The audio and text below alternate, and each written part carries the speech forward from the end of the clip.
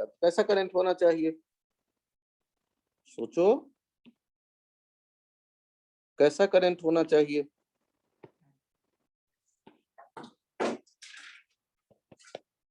varying with time. Then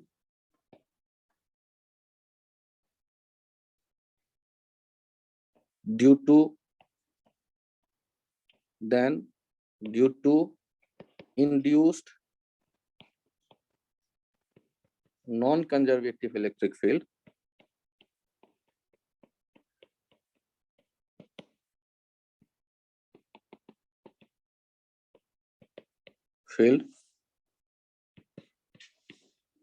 induced current is developed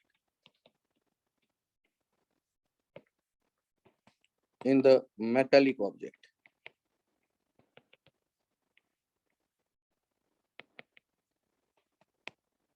In different loops. This current is called eddy current.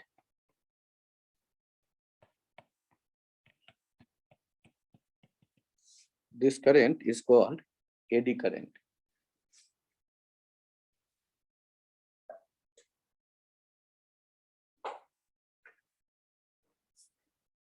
यहाँ हम लोगों ने कहा कि when magnetic field lines associated with a metallic object sphere हो सकता है, प्लेट हो सकता है, कुछ भी रिंग हो सकता है, फ्रेम हो सकता है, कुछ भी,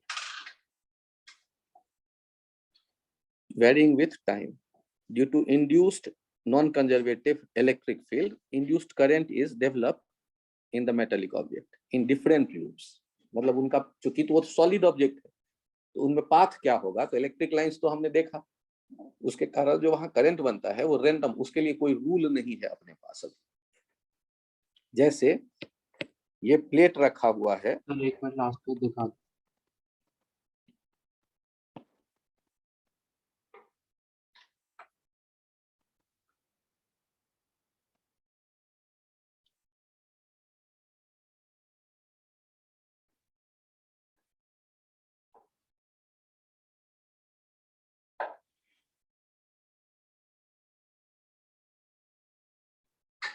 चेंज करूं?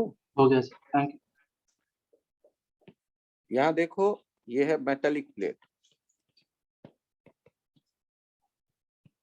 और यदि यहाँ मैग्नेटिक फील्ड है B0T outward,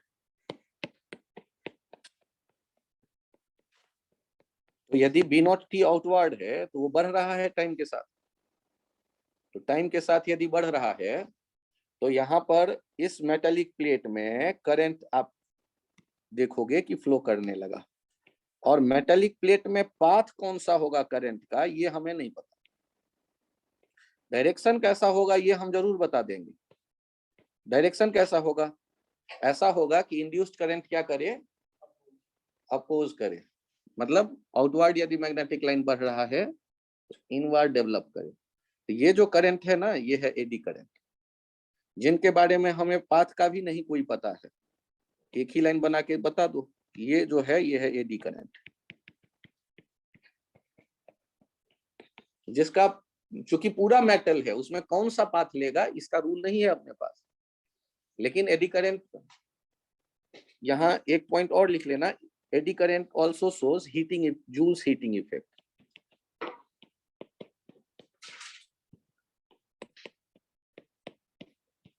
shows heating effect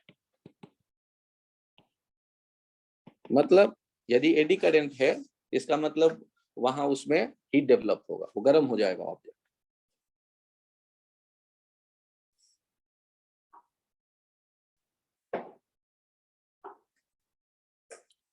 आप यहाँ ये समझ सकते हैं कि मेटालिक ऑब्जेक्ट को गर्म करने के लिए अब जरूरी नहीं है कि वहां कोई आग वाग जलाए, वहां यदि मैग्नेटिक फील्ड स्पेस में वेरी कर रहा है तो ऑब्जेक्ट अपने आप गर्म हो जाएगा, क्योंकि एडी करंट बनेंगे, वो गर्म, वो डेवलप कर देगा हीट। एक काम तो ये हो गया, एडी करंट उस इवेंट को अपोज करता है जिसके कारण वो जनरेट होता है। मान लो ये नॉर्थ पोल है एक मैग्नेट का और इधर साउथ पोल है दूसरे मैग्नेट का, तो इनके बीच में मैग्नेटिक फील्ड हमें मिलेगा, और उस मैग्नेटिक फील्ड में मान लो एक प्लेट है, उसे हम ऑसिलेट करता देखते हैं। ये मेटालिक प्लेट है, इसको उस फील्ड के बीच में हम ऑसिलेट करता देखते हैं। मतलब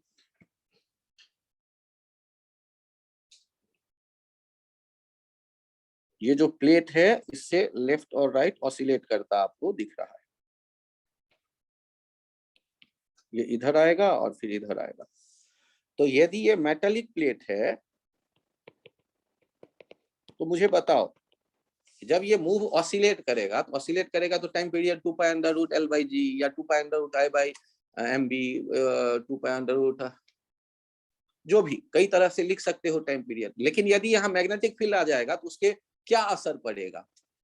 तो मैग्नेटिक फील्ड आ जाएगा तो यहाँ डैम्पिंग होने लगेगा। डैम्पिंग क्यों होने लगेगा? जितनी बार ये इससे गुजरेगा उतनी बार मैग्नेटिक फील्ड में गुजरते वक्त फ्लक्स वेरी करते समय इंड्यूस्ड करंट आएगा, और वो लेंज लॉ से क्या करेगा? अपोज करेगा उस मोशन को। इसका मतलब यहाँ इस ऑसिलेशन को जो हम देख रहे हैं, ये डैम्प्ड हो जाएगा। Damped due to, becomes damped due to eddy current. Eddy current के कारण ये डैम्प्ड हो जाएगा। क्यों डैम्प्ड हो जाएगा? क्योंकि हर एक बार वो जो एडी करंट होगा अपोज करेगा। और आप यदि इसके डैम्पिंग को कम करना चाहते हैं तो कोशिश करिए कि लूप जो करंट का बन रहा है वो छोटा बने। और ऐसा कैसे कर सकते हैं? तो इस प्लेट में कैंची लेकर के कट मार्क डाल दो, बढ़िया से कट कर दो कई जगह, तो करंट का लूप बड़ा नहीं बन पाएगा। तो डैम्पिंग का इफेक्ट क्या हो जाएगा? कम। तो डैम्पिंग का इफेक्ट कम करने का तरीका है कि आप कोशिश करो लूप बड़ा ना बन पाए करंट का। बड़ा लूप नहीं बनेगा तो मतलब आप कट कर दो।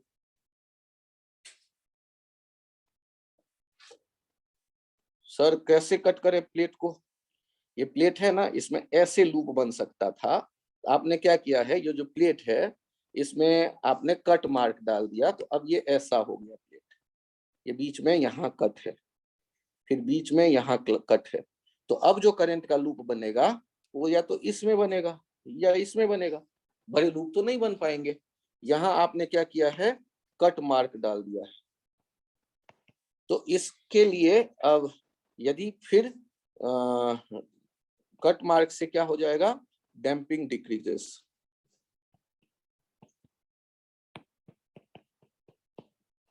अब यदि उसको ऑसिलेट करने के लिए वहां डालेंगे तो डैम्पिंग थोड़ा पहले जितना था वो कम हो जाएगा। और उसके पीछे का कारण क्या बनेगा कि अब लूप बड़े नहीं बनेंगे। बड़े लूप बनते तो ज्यादा अपोज करते, छोटे लूप बन रहे हैं तो उतना अपोज नहीं कर पाएंगे।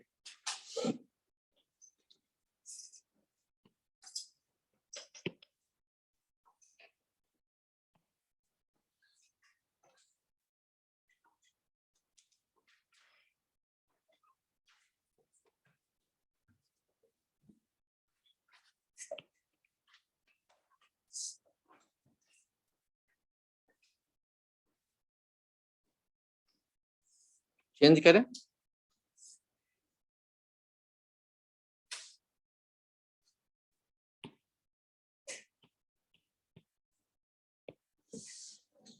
यहाँ एक टर्म आता है self inductance.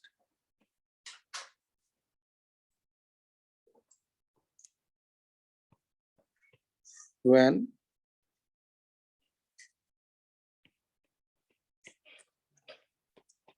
current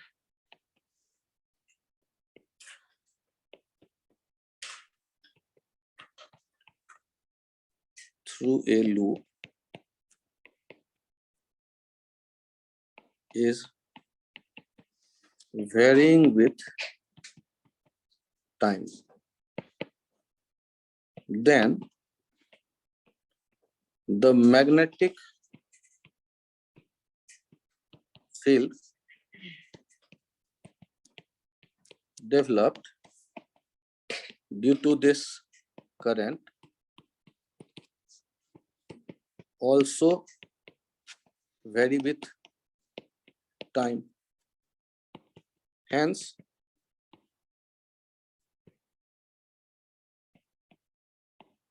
magnetic flux associated with this loop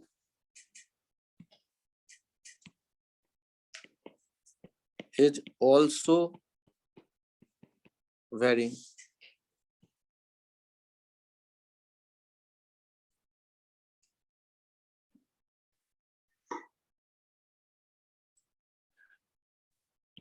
And due to Faraday's law, EMF will be developed in this loop.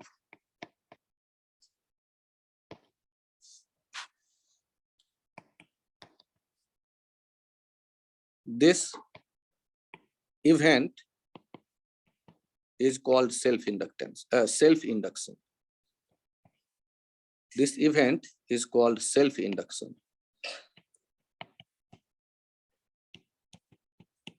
This event is called self-induction.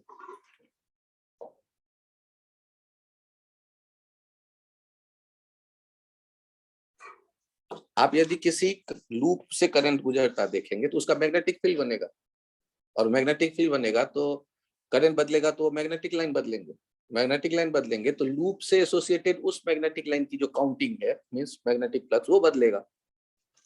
तो एक हम क्या कहेंगे कि इंड्यूस्ड होगा ईएमएफ उस लूप में, और ये इवेंट कहलाता है सेल्फ इंडक्शन।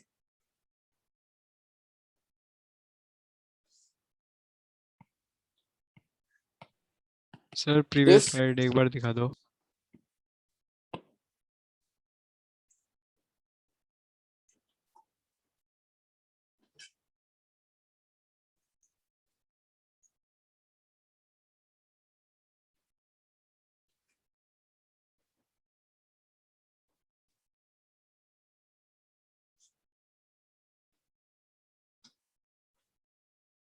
क्या इसे चेंज करूं? Sir 1 minute.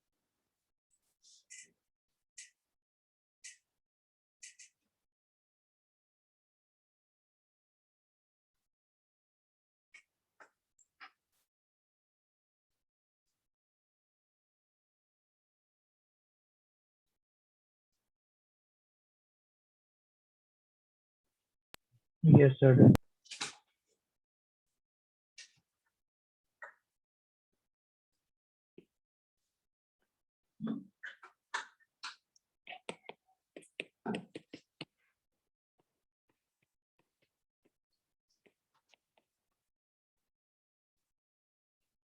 This EMF is called back EMF. यहाँ जो ईएमएफ डेवलप हुआ है ना,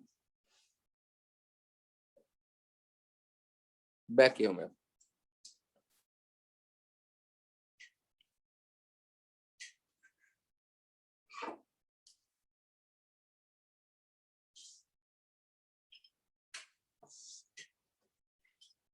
अब इस बात को समझिए कि यदि एक लूप है,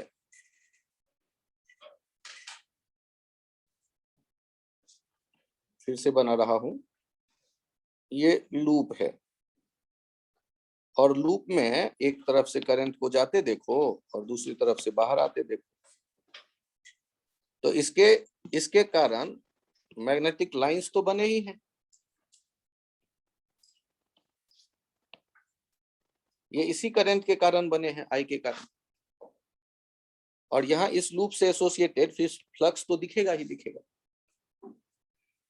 यदि आई बढ़ने लगे तो फ्लक्स भी बढ़ने लगेगा, तो मतलब एक ईएमएफ तो डेवलप होगा ही होगा। तो ये जो ईएमएफ, बैक ईएमएफ डेवलप होता है, ये कहते हैं कि ये प्रोपोर्शनल होता है किसके? डी/dt के।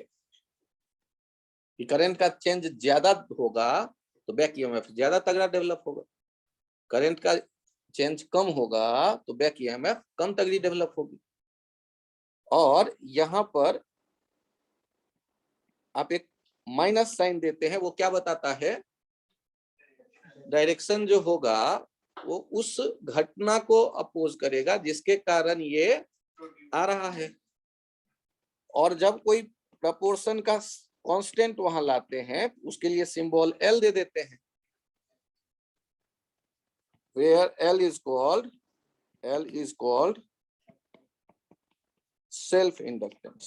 self मतलब खुद का, self inductance of the loop। L is called self inductance of the loop।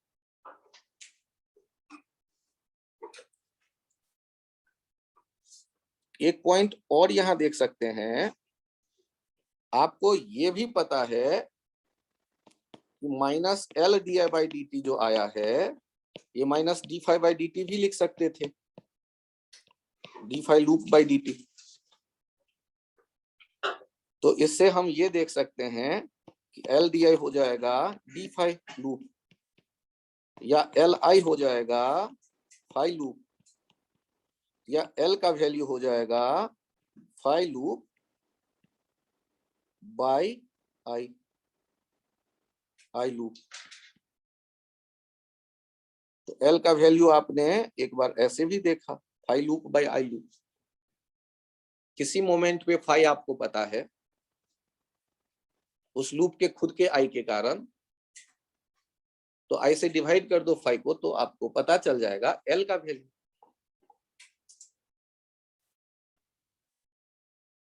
आराम से देखिएगा,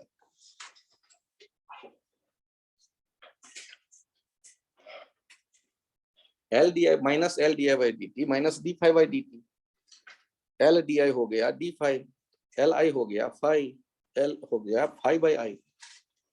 और जिस यहाँ एक ही लूप है, कोई मतलब सेल्फ की बात की गई है, मतलब एक ही लूप है, कोई दूसरे तीसरे चौथे को अभी नहीं सोचना है आपको। तो आपको जब भी एल पता करना हो तो सेल्फ की बात होगा, five loop by I loop. और इसका एसआई यूनिट है, SI unit of L is Henry, capital H से शो कर देते हैं।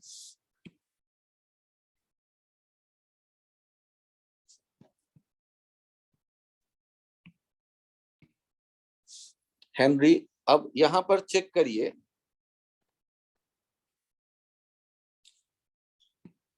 इस आइडिया को देखिए, self inductance of A solenoid. तो सोलेनॉइड का आप याद करो, कहते ही क्या याद आ जाता था, एक मैग्नेटिक फील्ड आप देख ही लेते थे, इसके भीतर यदि करंट आई है तो मैग्नेटिक फील्ड का बी का वैल्यू लिख देते थे म्यू नॉट एन आई। अब यदि मैं बात करूं कि फ्लक्स सोलेनॉइड का, तो फ्लक्स सोलेनॉइड का हो जाएगा, एक लूप का होगा बी इंटू ए, और टोटल नंबर ऑफ लूप यदि एन है तो एन बी ए। एन बी के बदले लिख रहा हूं म्यू नॉट स्मॉल एन आई ए, और आप आई से डिवाइड कर दो दोनों तरफ, तो आपको एल चाहिए ना, एल का वैल्यू क्या हो जाएगा, फाइव अपॉन आई। ये हो गया N into mu naught into N into A. एक लेंथ जो होगा से डिवाइड करो नीचे, और ऊपर भी मल्टीप्लाई कर दो, तो यहां देख लो आ गया म्यू नॉट एन स्क्वायर, क्योंकि वो जो है N by L, total number of turn by L पर यूनिट लेंथ में बदल जाएगा एन बाई एल। और साथ में A into L, A into L हो जाएगा वॉल्यूम। एरिया आप कह रहे हैं यहाँ जो बन रहा है वो एरिया, और ये लेंथ कह रहे हैं एल, तो ए इंटू एल वो पाइप जिसपे आपने वायर लपेटा था उसका वॉल्यूम। तो ये mu not an square A into L वाले फॉर्मेट में पहुंच गया, म्यू नॉट एन स्क्वायर, जहां एन क्या है, एन है n hat number of turn per unit length, number of turn per unit length, per unit length। ये इसको ऐसे भी लिख रहे हैं n by l। l length का है, n total number of turn यदि है तो स्मॉल n को आपने देखा n by l। तो एक लूप का फ्लक्स होगा b इंटू ए, कैपिटल n लूप का फ्लक्स हो गया n बी ए, b का value mu naught small n आई, कैपिटल एल एक स्मॉल एल से नीचे डिवाइड किया, एक स्मॉल एल से ऊपर मल्टीप्लाई किया, कैपिटल एन बाई एल को स्मॉल एन लिख दिया, आई से दोनों तरफ डिवाइड कर दिया, तो हमें पता चल गया mu not an square A L. ये फॉर्मूला हमें याद रखना है। यदि कोई सोलेनॉइड होगा तो उसका एल कैसे देखेंगे, तो mu not an square A L.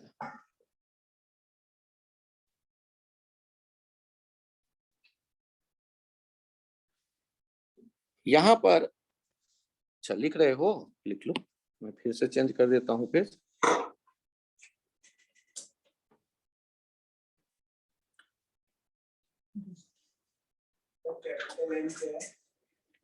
अच्छा स्मॉल एन क्या है, और स्मॉल एन इक्वल्स टू मैंने क्या लिखा है, कैपिटल एन क्या होता होगा, टोटल नंबर ऑफ टर्न जो सामने मौजूद है।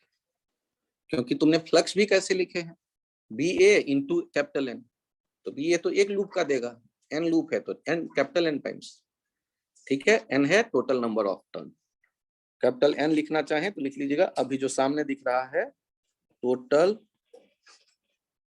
नंबर ऑफ टर्न, एल हमने लेंथ ऑफ सोलेनॉइड ले लिया है स्मॉल एल।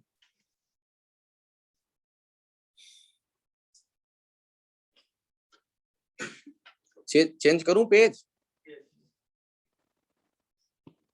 मुझे ये बताओ कि आपने यहां देखा है एक बैटरी 10 वोल्ट का, और ये एल है 4 हेनरी का। आपसे कहा जाता है find I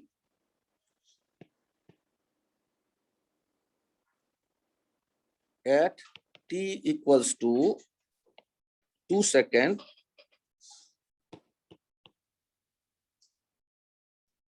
while we close the switch at t equals to 0। ये स्विच को मैंने t0 पे क्लोज किया। तो ध्यान से देखिए, ये करंट जब बढ़ना शुरू करेगा, तो करंट जब बढ़ना शुरू करेगा तो ध्यान दीजिएगा, ये आई इंक्रीजिंग है, आई इंक्रीजिंग, तो यहां पर प्रोटॉन आ रहे हैं, तो ये प्रोटॉन को मना करने के लिए पॉजिटिव टर्मिनल डेवलप कर देगा। क्यों? क्योंकि इसका नेचुरल टेंडेंसी क्या है, बैक ईएमएफ, अपोज करना, और इधर माइनस डेवलप कर देगा। और इसका जो आप पोटेंशियल डिफरेंस लिखते थे, माइनस साइन क्या बताने के लिए लेते थे, अपोज कर रहा है इसलिए, तो आप मॉड में लिख दीजिए एल दिया बाई डी टी, ये यहाँ जो ईएमएफ डेवलप करेगा उसका वैल्यू होगा। और ये दोनों आपस में देखिए जो पैरेलल में, तो आप क्या लिखेंगे, एल दिया बाई डी टी जो है इसका मैग्नीट्यूड, ये किसके बराबर हो जाएगा, यहाँ जो 10 वोल्ट देख रहे हैं या वी देख रहे हैं, ये उस वी के बराबर हो गया। एल का वैल्यू 4, डी आई ये 10 डी टी हो गया, डी अब इंटीग्रेट कर दो दोनों तरफ, 0 से आई 0 से टी, तो 4i किसके बराबर आ गया, 10t के, i बराबर क्या आ गया, 10t बाई 4। और हम देखना कब चाहते हैं, जब ये रिलेशन आ गया तब तो आप किसी भी टाइम पे देखो, at t equals to 2 second, i equals to कितना हो जाएगा, 10 into 2 by 4 that is 5 ampere. क्या बहुत कठिन काम है? इंडक्टर जब कहेंगे ना तो एल दिया गया रहेगा, अब निकालने का लफड़ा नहीं। जैसे कैपेसिटर होता था तो क्यू बराबर सी भी सोचते थे ना, या उसका पोटेंशियल डिफरेंस क्यू बाई सी लिखते थे ना। यदि रेजिस्टेंस होता था तो उसके लिए भी आई आर लिखते थे ना, तो यहाँ पर भी किसके बराबर लिखेंगे, L D I by D T. और डायरेक्शन कैसे सोचेंगे, तो जो ऐसे जैसे अभी मैंने कहा कि अपोज करना, बैक ईएमएफ, प्रोटॉन बढ़ रहे थे तो सामने में प्लस खड़ा कर देगा, मत आओ, और प्रोटॉन घट रहे होंगे तो क्या करेगा, माइनस उधर डेवलप कर देगा। और आप मैग्नीट्यूड वाइज अपना दिमाग में रखना LDI/dt। अब किधर से किधर घटाएंगे तो पॉजिटिव मिलेगा, किधर से किधर घटाएंगे वो आपको दिख जाएगा बैटरी के फॉर्मेट में आने के बाद।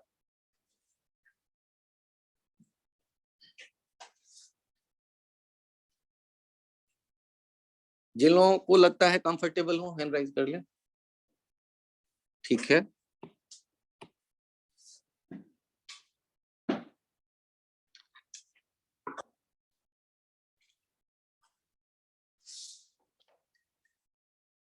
अच्छा यहां सोचो, यदि ग्रोथ ऑफ करंट एक टर्म आया तो इंडक्टर भी है और ये रेजिस्टेंस भी है, ये स्विच है और यहाँ एक बैटरी है, ये switch at T0 switch is closed. यदि स्विच को क्लोज करते हैं तो ध्यान से देखिएगा, किसी टाइम टी पे आप देख रहे होंगे कि यहां करंट जो जा रहा है दैट इज आई, और शुरुआत में ये इंक्रीज करने की कोशिश में है, तो यहां पर मैंने प्लस सोचा, यहां माइनस, और इसमें तो ये रेजिस्टेंस है, उसमें तो करंट जाते आप देख ही रहे हो, उसके लिए अलग आप कहानी सोचोगे, हायर उसका इधर होगा, लोअर उधर, ये आई जा रहा है, ये कब है, टी टाइम पे। यहाँ ऊपर वाले आर्म का पोटेंशियल डिफरेंस देखो कितना, LDI/dt, L भी पॉजिटिव, DI/dt भी पॉजिटिव, तो ये मिलके पॉजिटिव, और ये IR, ये दोनों मिल करके किसके बराबर आ गए, नीचे वाला V के बराबर आ गए, और LDI हो गया V माइनस IRdt। इंटीग्रेशन का क्या हाल है, बराबर कर लिया, LDI/V माइनस IRdt, उधर IR और राइट साइड में आ गया dt। अब यहां इंटीग्रेट कर देते हो, कहां से कहां तक, 0 से t और 0 से i। तो इंटीग्रेशन के बाद मैं रेड कलर में ऊपर लिख रहा हूं ln v माइनस IR/v, और राइट साइड में हो गया माइनस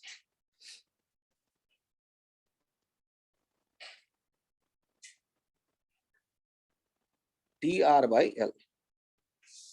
सर आपने वो माइनस आर कहां से ले आए, इंटीग्रेशन में माइनस आर आया होगा ना डिनोमिनेटर में, वो राइट हैंड भेज दिया। अब यहाँ लॉग भी हटा लेते हैं, v माइनस IR, ये v into e⁻ minus TR/L। अब v को राइट साइड ले जाते हैं, IR को राइट साइड, और उधर वाले v को left side, v into e⁻ वाले को, तो i का वैल्यू आप देखने लगेंगे v ब्रैकेट में 1 minus e⁻ minus t by, ध्यान दीजिएगा, L/R, और L/R को टाउ कह देते हैं, v 1 माइनस, और एक यहाँ r से भी डिवीजन हो जाएगा,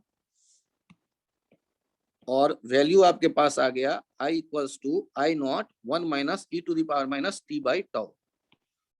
टाउ का यूनिट टाइम के जैसा है, टाइम कांस्टेंट।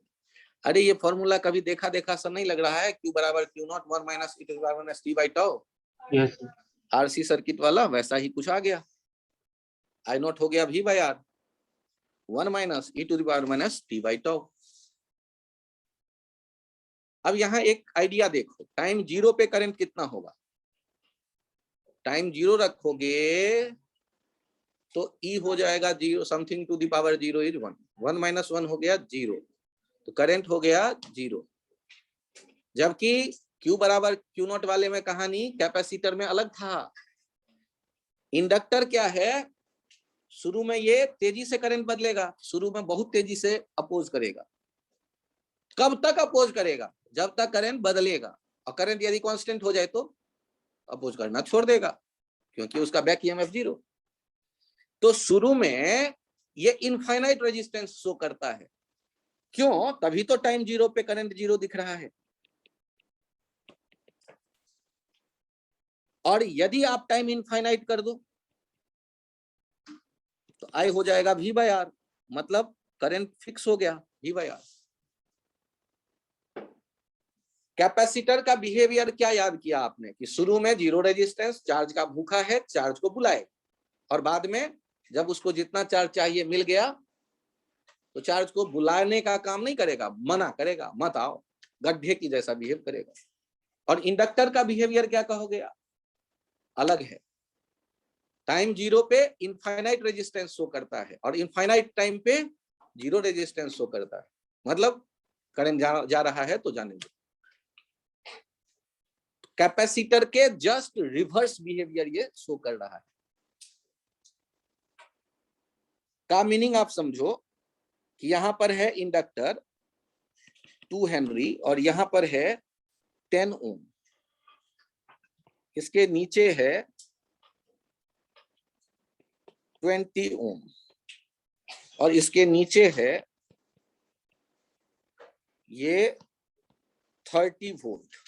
यहां बीच में एक स्विच देता हूं, कहीं रुक जाओ। अब ये बताओ कि यदि मैं स्विच बंद करूंगा, फाइंड, यहां देखना बैटरी से निकलने वाला है,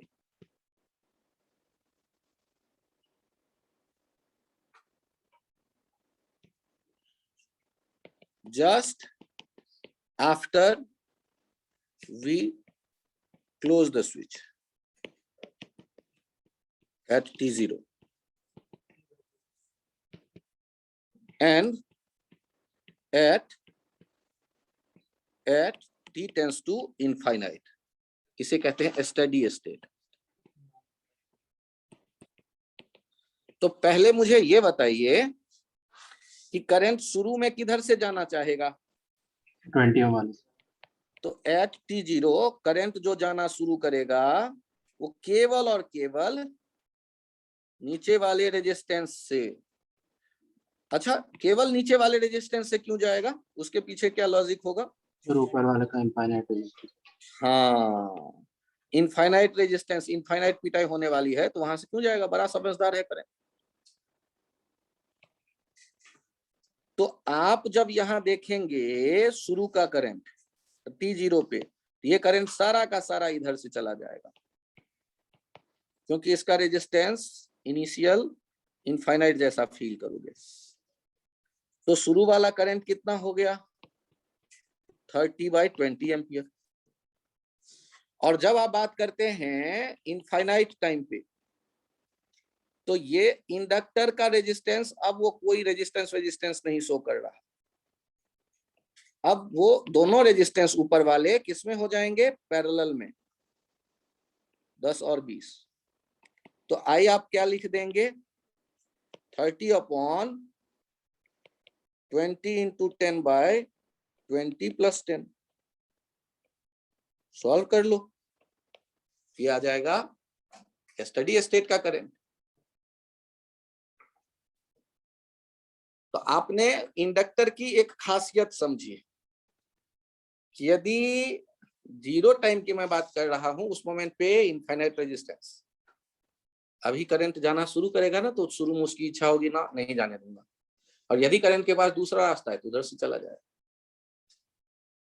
और जब इनफाइनाइट टाइम हो गया तो जो अपोज करना था कर लिया, अब थक गया है, अब वो अपोज नहीं करेगा, 0 रेजिस्टेंस। तो आपके ऊपर जो 10 ओम थे और नीचे 20 ओम, ये आपस में पैरेलल में हो गए। 20 into 10/20 + 10, 30 को डिवाइड कर दो तो करंट आ जाएगा। यदि कोई कंफ्यूजन हो तो बताएं।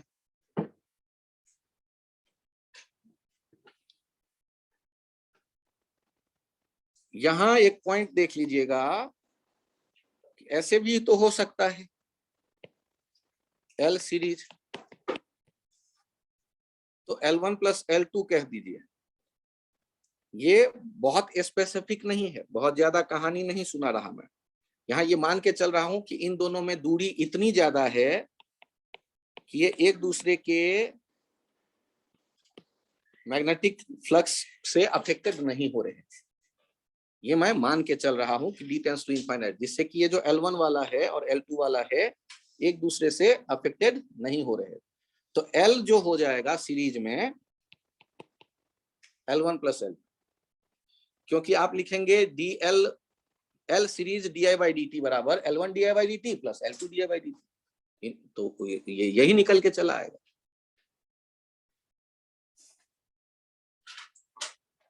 और ऐसे यदि पैरेलल में भी तो हो सकता है, तो पैरेलल में यदि होगा और इनके बीच का जो डिस्टेंस है ये टेंड्स टू इनफाइनाइट कह रहा हूं, मतलब ये आपस में एक दूसरे को डिस्टर्ब नहीं कर रहे। तो अब यहां देखना, ये पैरेलल में यदि है तो इधर है I, यहां गया I1 और यहां जा रहा है I2, तो L1 di1 बाई dt किसके बराबर हो जाएगा? L2 di2 by dt। यहां से आपने देखा L1 I1 equals to L2 I2। एक तो ये पता चल गया कि करंट किस रेशियो में बटेगा, I1 बाई I2 हो जाएगा L2 बाई L1। और इसी जगह आप यदि L इफेक्टिव लिखना चाहते हैं तो 1 बाई L पैरेलल, ये हो जाएगा 1 by L1 plus 1 by L2 के बराबर। सर ऐसा आप कैसे कह सकते हो? तो यहां चेक करो ना, आपने अभी अभी क्या देखा था, I equals to I1 plus I2, और क्या देखा था, L1 I1 equals to L2 I2 equals to L parallel I, parallel में जो इफेक्टिव वैल्यू होगा इनटू I।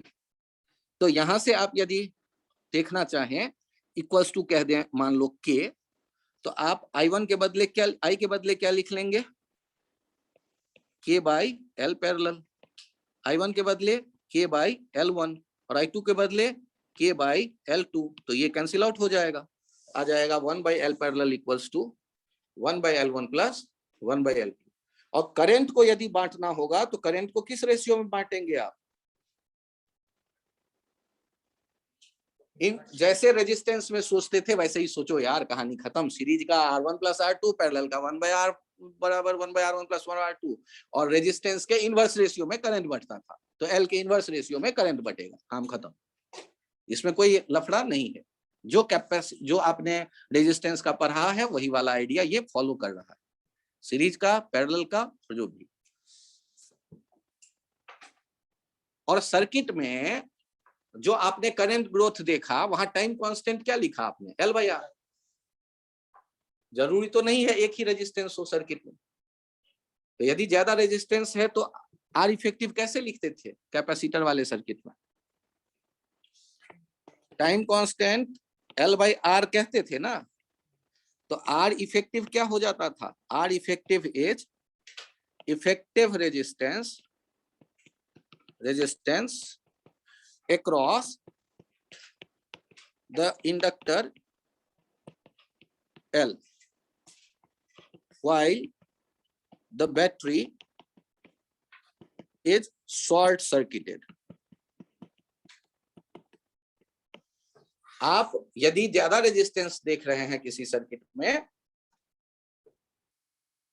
तो L इफेक्टिव कैसे निकालेंगे, L इफेक्टिव निकालेंगे, सॉरी L इफेक्टिव का तो पता चल गया सीरीज पैरेलल। R इफेक्टिव निकालने के लिए कह रहा हूं इफेक्टिव रेजिस्टेंस इंडक्टर के टर्मिनल के क्रॉस देख लो, और बैटरी के बदले वहां सिंपल वायर डाल दो। यदि बैटरी का इंटरनल रेजिस्टेंस है तो वो इंटरनल रेजिस्टेंस डाल दो बैटरी हटा के, और यदि आइडियल बैटरी है तो सिंपल वायर से जोड़ दो बैटरी हटा के, और तब इंडक्टर के टर्मिनल के क्रॉस इफेक्टिव रेजिस्टेंस कैलकुलेट कर लो। L बाई R इफेक्टिव होगा tau, L by R effective होगा टाउ, यदि एक से ज्यादा R मौजूद है सर्किट में करंट ग्रोथ के टाइम पे। तो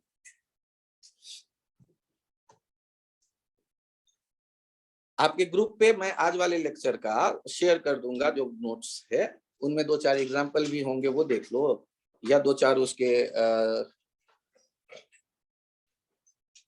क्वेश्चंस आंसर मार्क के साथ यदि है वो देखो। अभी के लिए इतना ही। Thank you, bye bye. Thank you.